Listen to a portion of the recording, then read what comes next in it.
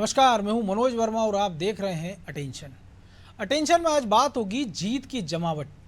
जी हां, केंद्रीय गृह मंत्री अमित शाह मध्य प्रदेश में जीत की जमावट में जुटे हैं। लिहाजा उत्तर प्रदेश के मंत्रियों को प्रदेश की 143 सीटों का जिम्मा सौंपा गया है और इतना ही नहीं, छिंदवाड़ा पर शाह की पैनी नज़र बनी हुई है। इसलिए यहाँ की जिम्मेदारी एक सांसद और एक केंद्रीय मंत्री को दी गई है, जिसको लेकर कांग्रेस भी हमलावर है। लेकिन सवाल ये है कि क्या बीजेपी कमलनाथ के किले में सेंध लगा पाएगी और कांग्रेस के पास शाह की रणनीति का क्या तोड़ है? क्या शाह की जमावट चुनाव में कांग्रेस पर भारी पड़ेगी? आज चर्चा इन्हीं सवालों को लेकर करेंगे, लेकिन पहले रिपोर्ट देखिए।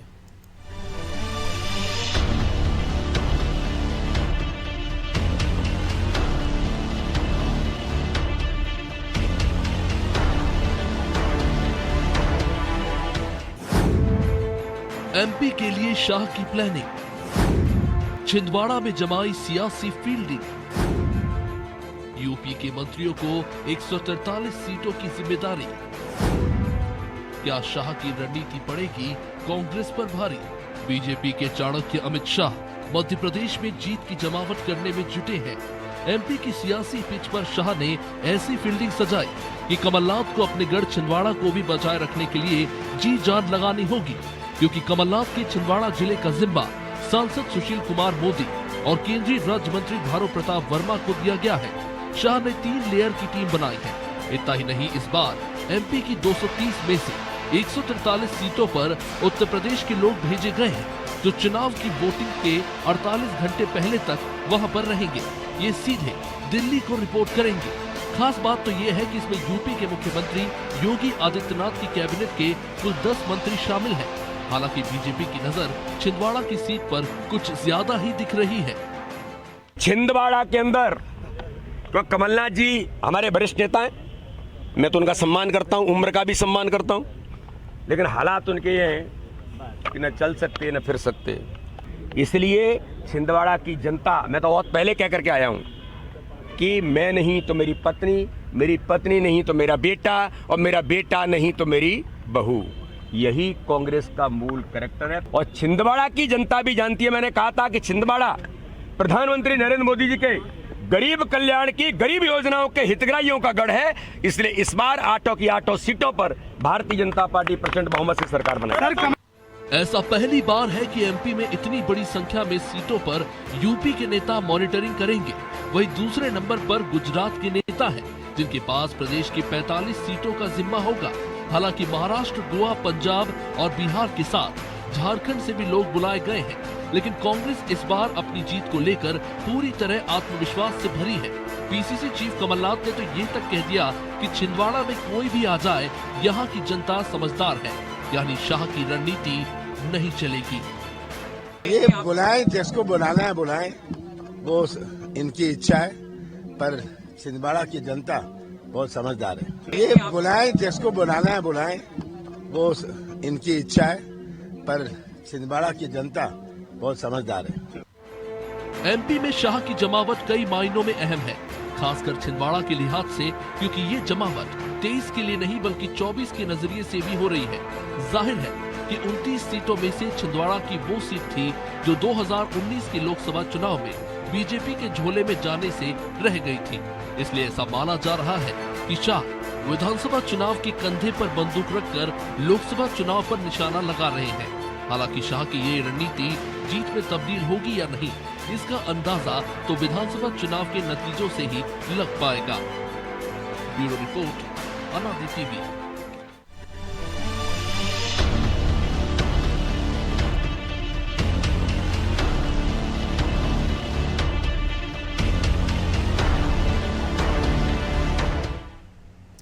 तो जीत की इस जमावट के पीछे अमित शाह और बीजेपी क्या रणनीति है, इसी को समझेंगे वरिष्ठ पत्रकार रमेश शर्मा और हमारे सहयोगी ब्रिजेश चोकसे के साथ। वो स्वागत है शर्मा जी आपका अनादि टीवी में। तो पहली बार ऐसा नहीं हो रहा है कि किसी राज्य में बीजेपी की तौर पर अगर बात करें कि पड़ोसी राज्य या दूसरे राज्यों के नेताओं की ड्यूटी लगाई जाए, लेकिन पहली बार हमने देखा है कि अगर 10-10 केंद्र जो कैबिनेट मंत्री उत्तर प्रदेश के, उनको चुनाव में लगाया जा रहा है, बाकायदा ट्रेनिंग सेशन हो रहा है। और चूंकि मध्य प्रदेश से लगा हुआ भी है, उत्तर प्रदेश लगा हुआ तो राजस्थान छत्तीसगढ़ भी है, लेकिन चूंकि उनके यहाँ तो खुद ही चुनाव है, राजस्थान छत्तीसगढ़ में मध्य प्रदेश के साथ होना है, तो लिहाजा उत्तर प्रदेश के नेता मध्य प्रदेश की जाति जमावट को, भौगोलिक जमावट को ज़्यादा बेहतर तरीके से जानते हैं। शायद इसीलिए उनकी ड्यूटी लगाई गई है, क्योंकि जिस प्रकार से ओबीसी का हल्ला मचा है, वो बिहार में जातिगत जनगणना के आंकड़े भी आ गए हैं। तो ये मुद्दा मध्य प्रदेश में भी आगे पीछे सिर उठाएगा, क्योंकि कमलनाथ भी कह चुका है, राहुल गांधी भी, कि उनकी सरकार बनी तो मध्य प्रदेश में जातिगत जनगणना होगी। तो ऐसे में उत्तर प्रदेश के नेता जातिगत समीकरण के हिसाब से कितने मुफीद साबित हो सकते हैं बीजेपी के लिए? देखिए, इसमें कोई शक नहीं कि जब भी चुनाव होते हैं विधानसभा के, हर राजनीतिक दल अपने दूसरे प्रांतों से नेताओं को लाता है और उनकी ड्यूटी लगती है।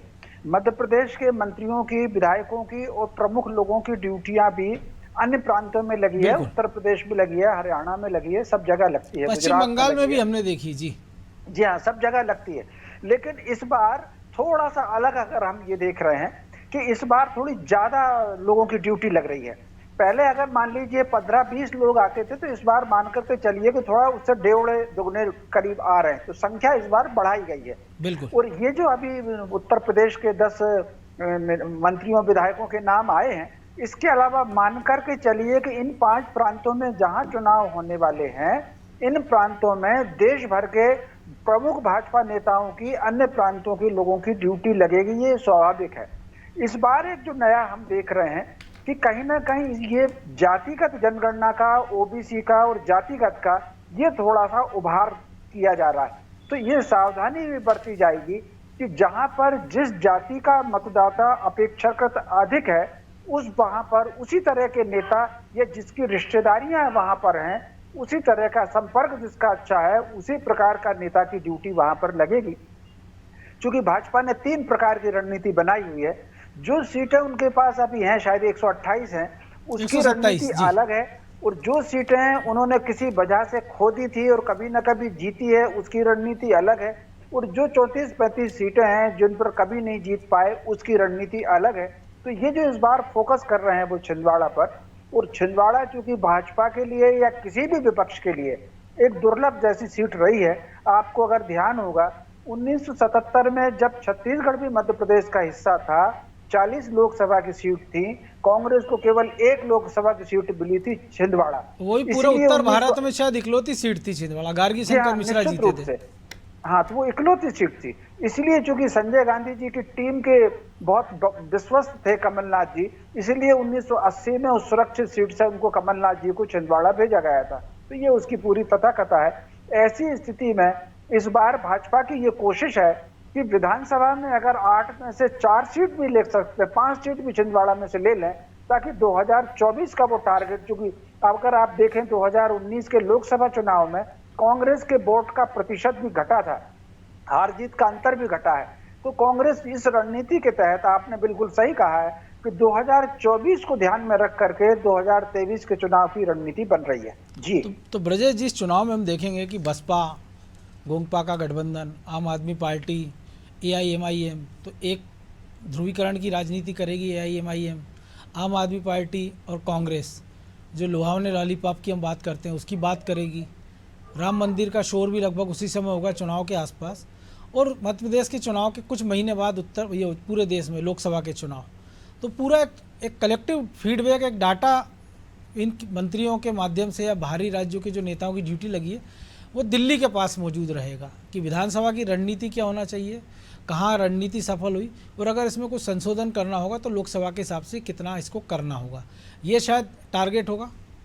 सही कहा मनोज जी आपने कि जिस तरह से हम देख रहे हैं 2024 में लोकसभा के चुनाव होंगे, तो इन 5 राज्यों को, मध्य प्रदेश, छत्तीसगढ़, राजस्थान सहित जो चुनाव हो रहे हैं विधानसभा का, हम उसको सेमीफाइनल मान सकते हैं कि एक तरह से सरकारों के यहाँ पे बनने से, बिगड़ने से, और जो जातिगत समीकरण है उनको साध कर 2024 की तस्वीर एक तरह से बनाने की कोशिश की जा रही है, या जो कमी रह जाएगी या जो कमियां हैं उनको कैसे 24 तक दूर किया जा सके, वो भी एक रणनीति का हिस्सा है। जो रही बात बसपा की, आम आदमी पार्टी की, समाजवादी पार्टी की, गोंडवाना गणतंत्र पार्टी की, तो मनोज जी हमने देखा है कि जब उत्तर प्रदेश में सरकार होती है बसपा की, तो मध्य प्रदेश में बसपा के विधायक ज़्यादा बन जाते हैं, पड़ोसी राज्य की सरकार का असर दिखता है। समाजवादी पार्टी की सरकार रहती है तो हम देखते हैं कि पड़ोसी राज्य होने के नाते मध्य प्रदेश में उसका असर दिखता है।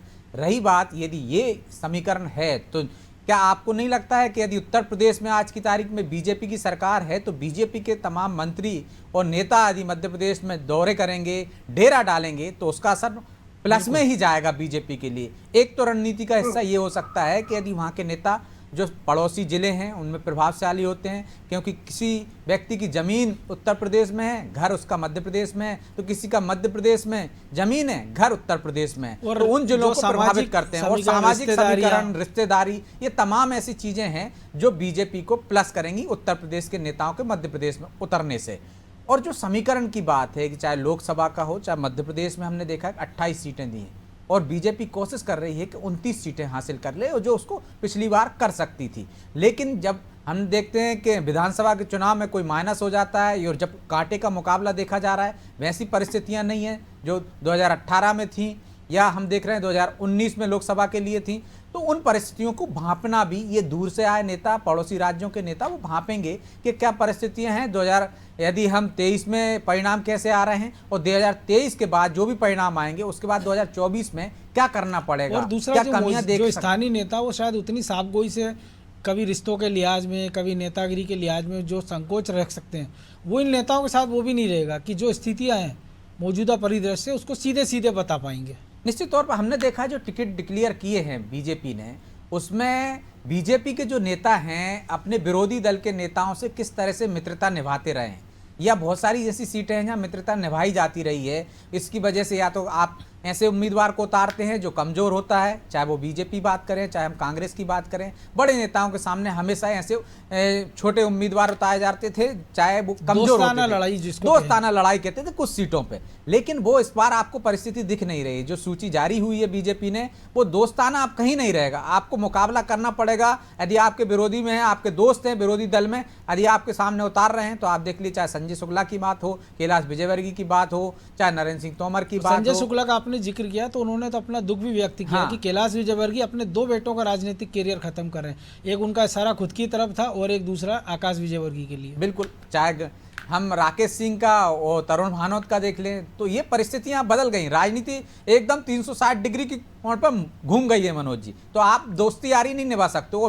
दोस्ती यारी आप निभाओगे तब जब कांटे का मुकाबला है तो निभाओगे, तो निश्चित तौर पर 2018 के परिणाम आएंगे। इसलिए अमित शाह ने अपने हाथ में कमान ले लिए, बाहर के नेताओं को मैदान में उतार दिया कि कहीं भी आप कोई कसर नहीं छोड़ सकते। आपके बारे में पूरा फीडबैक जाएगा, कार्यकर्ता से लेकर नेता तक का, जो वहाँ पे भीतर घात कर रहे हैं उनके बारे में भी, ताकि पार्टी आगे उनके बारे में बेहतर निर्णय ले सके, उन्हें एक तरह से हाशिए पे धकेल सके या पार्टी से निकाल सके। तो इस बार कार्रवाई भी आपको तगड़ी होती दिखेगी 2024 से पहले। यदि किसी ने गड़बड़ी की, शायद यही वजह है कि मुझे लग रहा है कि जो देखने में भी आ रहे हैं कि नेताओं के सुर बदल गए हैं, चाहे वो बड़े नेता हों चाहे छोटे कार्यकर्ता हों। ये रणनीति का हिस्सा है कि बीजेपी ने एक तरह से माहौल अपने फेवर में बना लिया है। बिल्कुल। तो शर्मा जी, पहले 3 केंद्रीय मंत्री सहित 8 बड़े नेताओं को चुनावी मैदान में उतारना, फिर उत्तर प्रदेश के बड़े नेताओं की फौज को उतारना, ये आक्रामक रणनीति का हिस्सा है या बीजेपी को कोई किसी बात का डर है?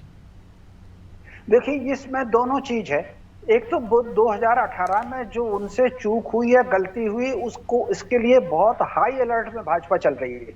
और दूसरे बड़े नेताओं को उतार करके 2 प्रकार के वो जो संदेश उन्होंने देने की कोशिश की है वो बाहर के नेताओं का। ये जो बाहर के नेताओं की संख्या बढ़ी है, तो 2018 में भाजपा को जो नुकसान हुआ था, उनके कुछ कार्यकर्ताओं को, जैसा ब्रजेश जी ने कहा, कुछ उम्मीदवारों के साथ उन्होंने जो दोस्ताना निभाया वो, या किसी कारण उम्मीदवार की से असहमति के कारण वो चुप होकर के जो घर बैठ गए थे, उसके कारण कुछ सीटों पर जो उनको नुकसान हुआ था। तो ये जो बाहर के नेता इस बार लाए हैं, इस बार उनको एक विशेष बात, ये काम सौंपा गया कि वो सीधी दिल्ली को रिपोर्ट करेंगे। बाय द वे, उनको अगर कुछ लगता है तो इससे एक जो लाभ भाजपा को होगा कि टिकट को की नाराजगी को लेकर के या व्यक्तिगत संबंधों को लेकर के यदि भाजपा का कोई कर्ता ठीक से काम नहीं कर रहा तो उसको जो है वो अलर्ट में रहेगा और वो कहीं ना कहीं डरेगा, दिखावे के लिए ही सही नहीं, कहीं ना कहीं से सक्रिय होगा।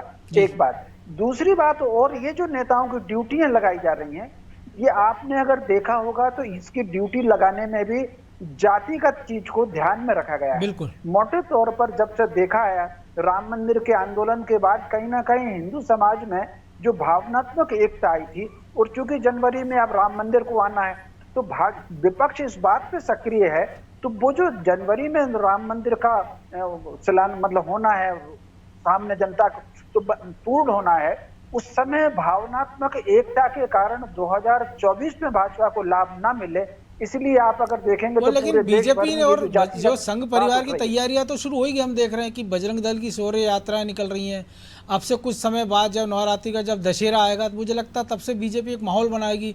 और फिर राम जो दीपावली का पर्व है जिस पर अभी से घोषणा हुई है कि सरयू किनारे 24 लाख से ज़्यादा दीपक जलाए जाएंगे, तो शायद कांग्रेस भी इस रणनीति को भांप रही है। ये बिल्कुल सही कहा, बल्कि आप अगर ये जो 30 तारीख निकली आप अगर देखेंगे तो पूरे राम पथ जो वन गमन का पथ था उस पर 290 स्तंभ गणना है, तो पहला बिल्कुल। स्तंभ अयोध्या में स्थापित हो गया है। तो वो जो माहौल बनाना उन्होंने शुरू कर दिया है, उस माहौल कैसे उसमें सेंध लगाई जाए उसका एक कारण ब्रजेश जी, उसका एक मनोज जी, एक कारण उसका ये भी है। जी। आप अगर देखेंगे तो भारत में ये जो अनुसूचित जनजाति वर्ग और अनुसूचित जाति वर्ग है, ये कहीं ना कहीं राम और आध्यात्म से आस्थावान बहुत ज्यादा, ओबीसी और नीचे। हम और आप भले ही चाहे रमेश और ब्रजेश और मनोज नाम रख ले, लेकिन उनके यहाँ रामलाल, राम खिलावन, राम लुटावन, राम सेवक, रामदास, इसी तरह के नाम मिलेंगे। तो वो जो एकता मंदिर के निर्माण के लिए ये जो सब बजरंग दल वगैरह जैसा का कि उल्लेख आपने किया, वो एकता आ रही है। तो जनवरी के बाद देश में माहौल निश्चित रूप से कुछ बनेगा, उसके लिए ये जातिगत की बात हो रही है। तो ये जो सैन्य विपक्ष लगा रहा है, उस सैन्य को रोकने के लिए भाजपा ने ये रणनीति तैयार की है।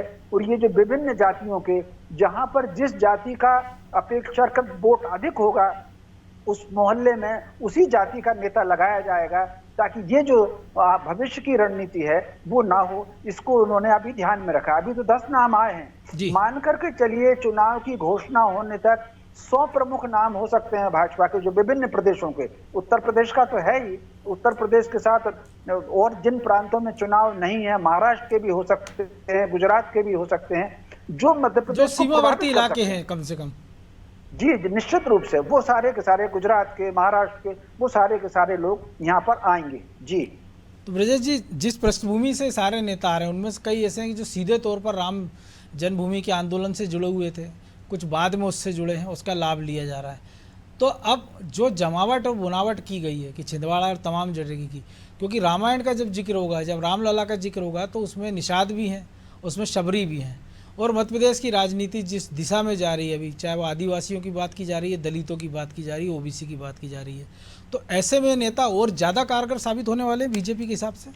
निश्चित तौर पर ये बीजेपी का रणनीति का हिस्सा है, क्योंकि हम देख रहे हैं पूरा विपक्ष जातिगत जनगणना का राग छेड़ रहा है। राहुल गांधी आए थे मध्य प्रदेश के दौरे पर, जातीय जनगणना की बात छेड़ कर गए हैं। और वहीं जब आज हम देखते हैं कि प्रधानमंत्री नरेंद्र मोदी आए हैं, तो वो कहते हैं हम विकास पर राजनीति करते हैं, विकास पर भरोसा करते हैं, जातियों में लड़ाने का काम कांग्रेस करती है। तो जातिगत जनगणना की बात क्यों कर रही है कांग्रेस?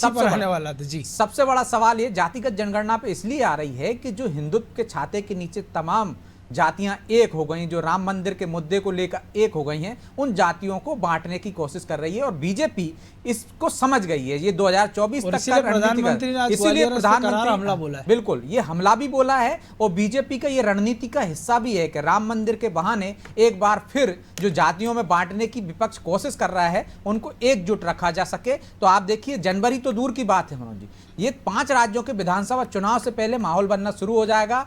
पूरी जातियों को इकट्ठा करने की कोशिश एक हिंदुत्व के छाते के नीचे, उसका सबसे बड़ा माध्यम होगा राम मंदिर। और इसीलिए तमाम जातियों के नेताओं को मैदान में उतार दिया गया है, ताकि जातियों में बंटवारा ना हो जाए। जो बीजेपी की खिलाफ जो विपक्षी दल हैं, चाहे वो कांग्रेस हो, जो रणनीति पर काम कर रहे हैं, उस रणनीति को पंचर करने के लिए ये नई रणनीति बनाई है बीजेपी ने और उस पर अमल कर रही है, ताकि उसको फायदा हो सके। यदि जातियों में बटेगा, ये समाज इकट्ठा हो गया, तो बीजेपी को फायदा हुआ है। चाहे हम लोकसभा चुनाव में देख लें, चाहे राज्यसभा या विधानसभा चुनाव में देख लें, यदि ये बटता है तो किसको फायदा होगा? जातियों में बटा तो कांग्रेस और बाकी जो विपक्षी दल हैं उनको फायदा हो जाएगा। यही वजह है, चाहे हम बिहार की बात कर लें, चाहे मध्य प्रदेश में कमलनाथ जातीय जनगणना की बात कर रहे हैं, राहुल गांधी छिड़ गए हैं। कर्नाटक में उन्होंने वादा किया था वो आंकड़े जारी करने का, आंकड़े जारी नहीं किए। तो निश्चित तौर पर 2011 में जातीय जनगणना कराई थी मनमोहन सरकार ने, लेकिन आंकड़े उन्होंने 2014 तक जारी नहीं किए। तो जातीय जनगणना का राग छेड़ने के पीछे भी सत्ता की लालच है कि जातियों में बढ़ जाएं